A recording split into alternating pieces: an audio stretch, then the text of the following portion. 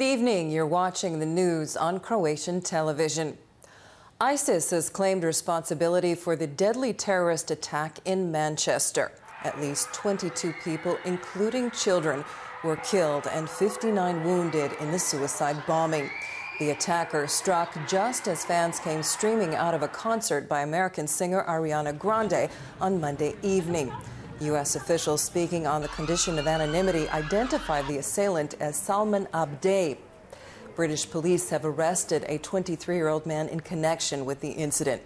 British Prime Minister Theresa May chaired an emergency security meeting today.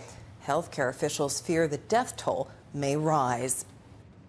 For as so often while we experienced the worst of humanity in Manchester last night, we also saw the best. The cowardice of the attacker met the bravery of the emergency services and the people of Manchester.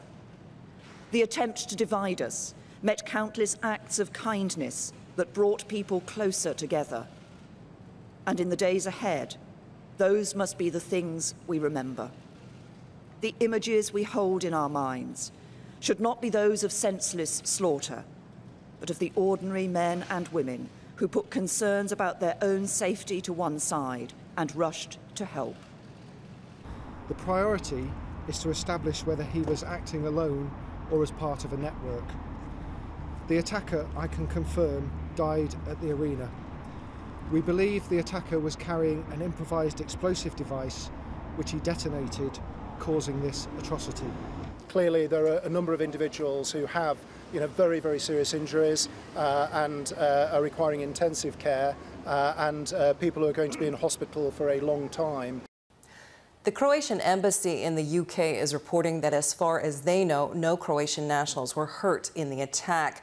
Croatia's President Kolinda Grabar-Kitarović and Prime Minister Andrej Plenković have offered their condolences to the victims and the people of the UK. Foreign Minister Davor Ivo Stier has met with Russian Foreign Minister Sergei Lavrov in Moscow. This is the first visit to Russia by a top Croatian diplomat in 11 years. Earlier in the day, Stier met with the foreign relations chief of the Russian Orthodox Church, Metropolitan Ilarion, to discuss religious minority rights. Two key issues besides southeastern Europe and bilateral relations were on the agenda. Number one, Agrokor. Russian banks are the biggest creditors of the struggling Croatian food and retail giant. The other, the Russian-owned oil refinery in Bosanski Brod, which is polluting the air in the Croatian town of Slavonski Brod across the border. We touched on the situation in Agrokor.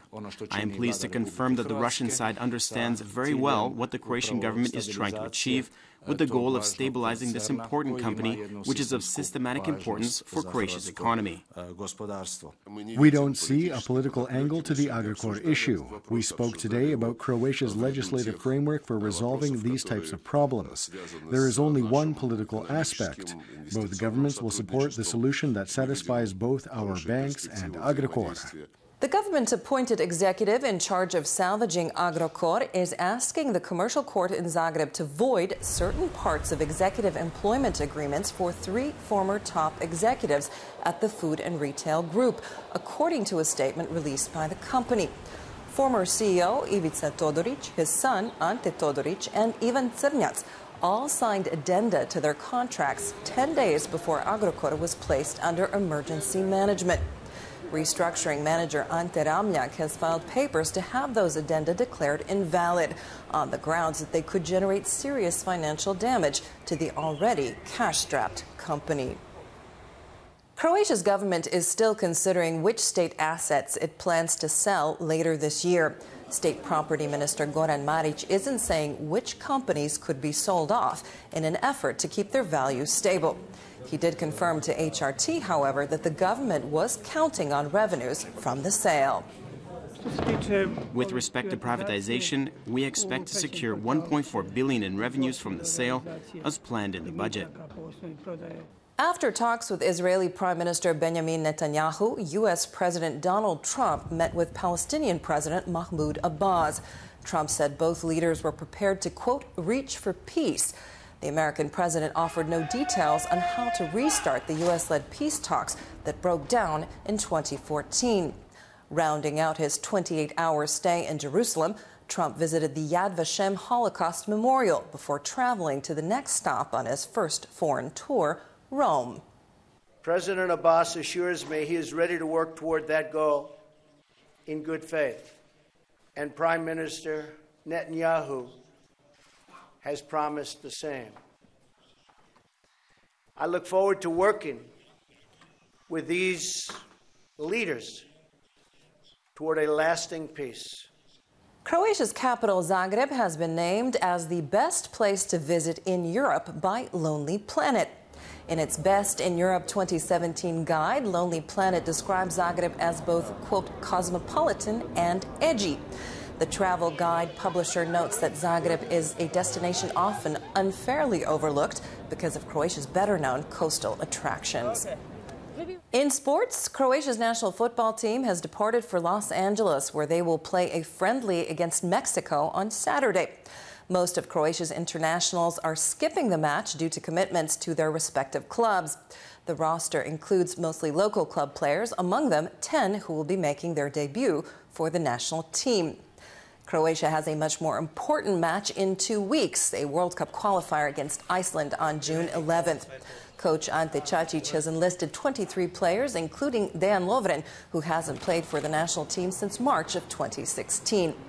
Milano central midfielder Mario Pašalić, Rijeka midfielder Franko Andrijašević, and Caen striker Ivan Santini are on the list. Vedran Čorluka, Šime Vrsaljko, Mario Piazza, and Andrej Kramarić are all out with injuries. The weather on Wednesday will start out mostly dry and quite sunny. However, the afternoon will bring clouds, rain, and thunder showers. There is a chance of heavier downpours and possibly even local thunderstorms. There will be a west-southwesterly wind on the coast in the afternoon. Winds will shift to a northeasterly direction in the north by evening, with high gusts in places. Morning lows will range from 9 to 14 degrees in the interior and from 14 to 19 along the shore. The day's highs will be between 20 and 26 degrees. Looking ahead in the week, there will still be some lingering rain on Thursday, accompanied by northerly winds and cooler temperatures in the interior. Conditions are expected to improve on Friday with partly cloudy skies and still a chance of some scattered rain. The coast can also count on lingering local showers on Thursday, primarily in southern Dalmatia. Friday will bring stable and sunny weather, but northeasterly winds could remain quite high, especially in the Velebit area.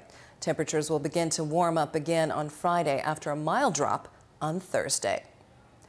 And that brings us to the end of our program. Thanks for joining us. We'll see you again tomorrow.